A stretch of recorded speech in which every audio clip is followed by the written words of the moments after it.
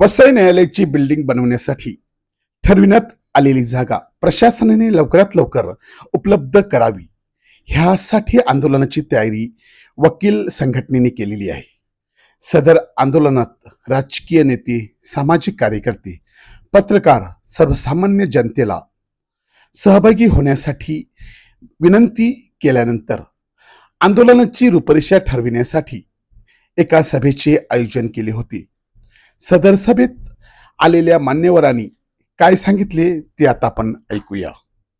एखादी वास्तू म्हटली किंवा कार्यालय म्हटलं की तिथे पोषक वातावरण असल्याशिवाय आपल्याला काम करायला मजा येत नाही. आपण जर आपल्या कोर्टामध्ये आल्यानंतर इकडचं वातावरण बघितल्यानंतरच आम्ही सुद्धा मोठ्या ईर्षेने किंवा मोठ्या उमेदीने या ठिकाणी आमच्या केसचा निकाल लागण्यासाठी येतो. पण इकडची परिस्थिती, इकडचं ॲटमॉस्फिअर बघितल्यानंतर वाटते की आपण कोणत्या गुहेमध्ये घुसलेलो आहोत. अशा प्रकारची परिस्थिती आपल्या कोर्टाची झालेली आहे आणि त्याकरता आपण सर्वजण एकत्र येऊन एक सर्वसामान्य माणूस म्हणून आम्हाला जो त्रास होतोय, तुम्हाला तर होतोय, पण सर्वसामान्य माणसाला जो त्रास होतोय तो सुद्धा खूप मोठा. कारण साधी बसायची कुठे व्यवस्था नाही, तासन तास उभं राहावं लागतं आणि त्यामुळे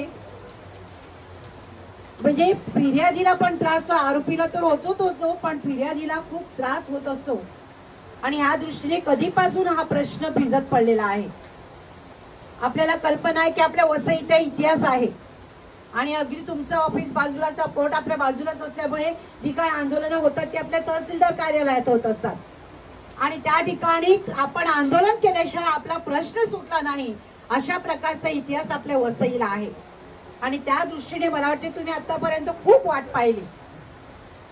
पाहिली, अगदी सगळ्या मार्गाने केलं, पण जेव्हा होत नाही तेव्हा आमच्या सारख्याला सुद्धा वाटते की तुम्ही आहात, तुम्ही आम्हाला सांगा, आम्ही पुढाकार घेऊ, आम्ही तुमच्या, कारण का आम्हाला गरज आहे, जास्त सर्वसामान्य माणसाला गरज आहे. कारण काय, गुन्हे जे आहे या ठिकाणी ज्या केसेस आहेत ते कित्येक वर्ष प्रलंबित राहिलेले आहेत. कारण या ठिकाणी तशा प्रकारची सुविधा नसल्यामुळे ह्या सगळे प्रश्न तसे प्रलंबित राहिलेले आहेत आणि त्याचा त्रास हा सर्वसामान्य माणसाला भोगावा लागतोय. जी काही आपण म्हणजे हे ठरवाल, दिशा ठरवाल, त्याबरोबर आम्ही आहोत. आम्ही पहिला अग्रेसिव्ह राहू आणि हा प्रश्न सुटण्यासाठी जी काही मदत लागेल ती मदत आमच्यातर्फे आम्ही करू, एवढं मी तुम्हाला आश्वासन देते आणि माझे 2 शब्द पूर्ण करते. सर्व ॲडव्होकेट जॉर्ज आणि विल्यम सवेर साहेब आणि सर्व इतर वकील मंडळी आणि राजकीय माझे सहकारी, मी एक पक्षकार सुद्धा आहे आणि राजकीय नेता सुद्धा आहे. दोन्ही भूमिकेतून या ठिकाणी थोडंसं बोलू इच्छितो. मागच्याच महिन्यात मी इथे आलो होतो. विल्यम आणि जॉर्ज दोघे ते बसलेले होते.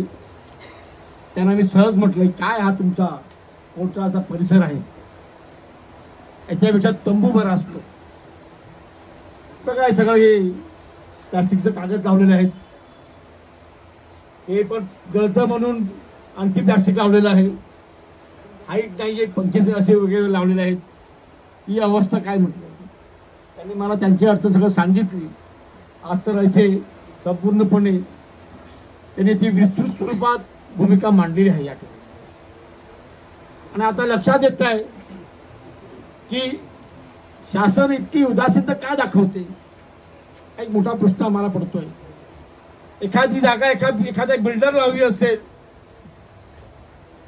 तर तो मंत्री ते खातं त्या बिल्डरला जागा देण्यासाठी 1 महिन्याच्या आतमध्ये सगळं कागदपत्र पुरे करतो. परंतु येथे शासनाला शासनाच्या कामासाठी जागा मिळत नाहीये. ही अत्यंत खेदाची आणि शरमेची गोष्ट आहे. ज्यांच्या मार्फत आम्ही न्याय मागण्यासाठी इथे येतो त्यांनाच न्याय मिळत नसेल तर त्याच्या आम्हाला काय न्याय मिळणार. हा एक आणखी प्रश्न आहे. 55,000 केसेस कोर्टात पडून आहेत. लोकसत्तेमध्ये बातमी आलेली आहे. आता आपण विल्यमने आणि ज्यावेळी सुद्धा इथे सगळं विषद केला, तेव्हा कोर्टाला जागा मिळत नाही हा आणखी मोठा प्रश्न निर्माण झालेला आहे. शासनाकडे जागा नाहीत का? शासनाकडे जागा आहेत ते गेल्या कुठे? आणखी क्वेश्चन मार्क आहे. या तालुक्याची लोकसंख्या आधार कार्ड नोंदणीनुसार जवळपास 30 लाखाच्या आसपास आहे. त्यासाठी जनतेच्या सुविधेसाठी शासकीय कार्यालय किती असावेत याचे काही नॉर्म्स आहेत.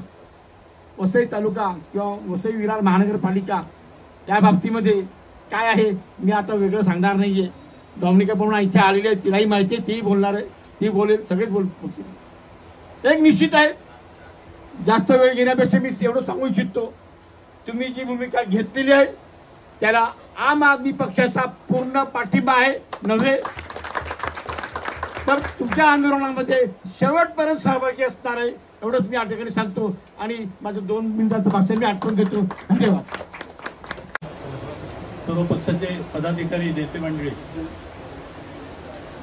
हे 50 वर्ष त्या कोर्टाची इमारत मी पाहतोय. नुसतं पाहत नाही तर या कोर्टाच्याच कामामध्ये एक सदस्य म्हणून सहभागी झालेलो आहे. आरोपी म्हणा, फिर्यादी म्हणा, आणि हे सर्व या 50 वर्षामध्ये 2 लाखाची संख्या 30 लाखापर्यंत पोहोचली आणि त्या प्रमाणात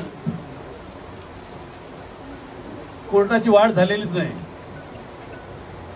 वकील वाढले, न्यायाधीश वाढले, घरात जो बसलेला तो बाहेर गेला आणि त्या ठिकाणी कोर्ट निर्माण व्हायला लागली. उशिरा का होईना पण सर्व वकिलांनी एकजूट केली, सर्व राजकीय पक्ष एकत्र आले येत आहेत आणि त्यामुळे ही कोर्टाची इमारत होण्याची शक्यता निर्माण झालेली आहे आणि ती होणारच. कुठलेही काम, कुठली वस्तू आंदोलनाशिवाय सहज मिळत नाही. हेच कशाला तर बाळ रडल्याशिवाय आई दूध पाजत नाही. या सरकारला, शासनाला आंदोलनाची आणि आंदोलनाची भाषा कळते.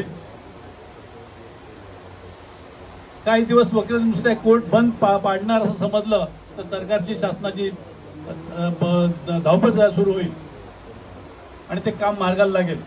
या कामामध्ये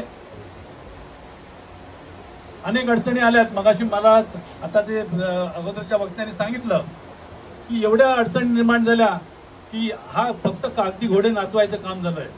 पण तेच जर एक दणका आपण दिला, सगळ्यांनी मिळून एक दणका दिला, आंदोलन काढलं तर सरकार धावत आपल्यापर्यंत पोहोचेल आणि काय काम आहे, काम सांगा, आम्ही करून देतो, अशी बोलायची पाळी आपण आणली पाहिजे. आणि ते सगळं करायचं झाल्यास लोक, जनतेचा साथ, वकिलांची साथ, हे सर्व लोकांनी मनपूर्वक त्यात आंदोलनात भाग घेतला तर नक्की 100% होईल. आणि या सगळ्या कामामध्ये आम्ही शिवसेना अग्रभागी असू एवढं नक्की. धन्यवाद. नमस्कार. आजचा जो कार्यक्रम आयोजित केला त्या आयोजकांचं आणि आपण सर्व उपस्थित असलेले त्यांचे सहकारी, त्याचप्रमाणे पक्षीय नेते मंडळी, जे इथे ऐकलं तर फार भयानक होतं की एवढे प्रयत्न या प्रस्तावनेमध्ये त्यांनी सांगितले आणि मला वाटतं एवढे तोंडपाठ आहेत की जवळजवळ अर्धा तास त्याच्यावर त्यांनी लेक्चर केले. आणि अशा प्रकारचे प्रयत्न ही मंडळी, वकील मंडळी करतात आणि त्यांना जर न्याय मिळत नसेल तर सर्वसाधारण जनतेला काय न्याय मिळणार, हा माझा पहिल्यांदा प्रश्न आहे. पत्रकार आले असतील तर त्यांनी मुद्दाम हेडिंग द्यावी की वसईचं कोर्ट नेमकं जेल आहे का.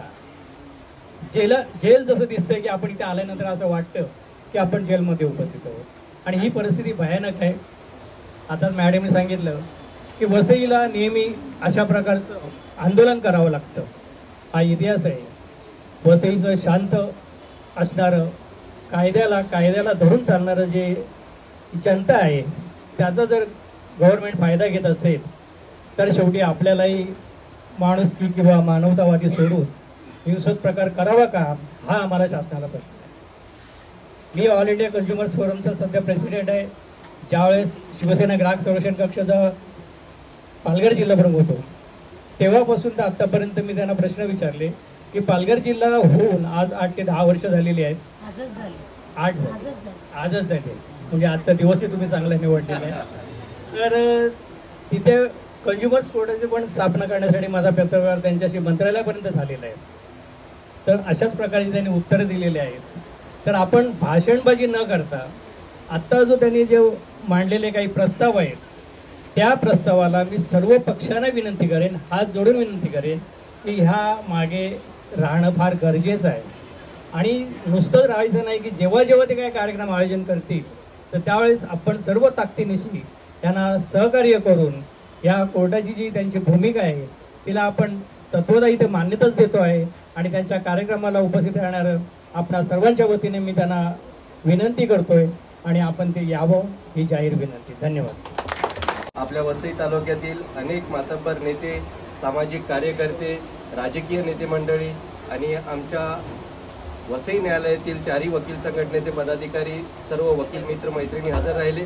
त्याबद्दल मी वसई न्यायालय इमारत समितीतर्फे आपणा सर्वांचे मनापासून आभार मानित आहे. धन्यवाद. आणि पत्रकारांचे सुद्धा मनापासून आभार मानित आहे. अशी मी पुन्हा एकदा आपणा सर्वांना विनंती करतो करून हे काम जे आहे ते स्पीडअप व्हावं आणि लवकरात लवकर जमीन जी आहे ती वसई न्यायालयाच्या नावाने व्हावी. पुन्हा एकदा सर्वांना धन्यवाद. आपण सर्व आलात त्याबद्दल मी आपणा सर्वांचा मनापासून ऋणी आहे.